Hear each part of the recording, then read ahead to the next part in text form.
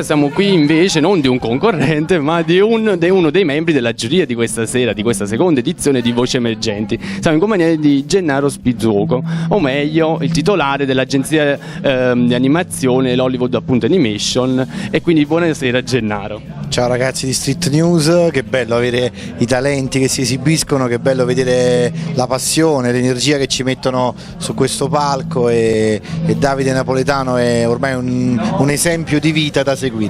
Cosa ti ha spinto in particolar modo a prendere questo tipo di decisione, ossia diventare per una sera giudice di un talent show nostrano?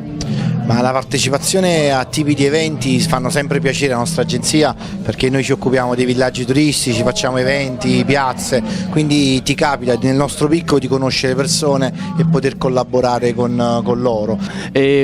Cosa auguri ai ragazzi che si esibiranno questa sera? Qualche consiglio? Ma io vengo dal sacrificio più totale, infatti io faccio una festa insieme anche a Davide, Maurizio Viviani e tutta la redazione, Nicola Morelli. Ormai facciamo un evento che è la liberazione dei sogni, perché è un evento incentrato sul sacrificio, e io auguro a loro di realizzare ogni singolo sogno. Noi di Street News vi auguriamo una buona serata e un buon lavoro per questa sera. Alla prossima Gennaro, grazie. Grazie a voi e viva Street News.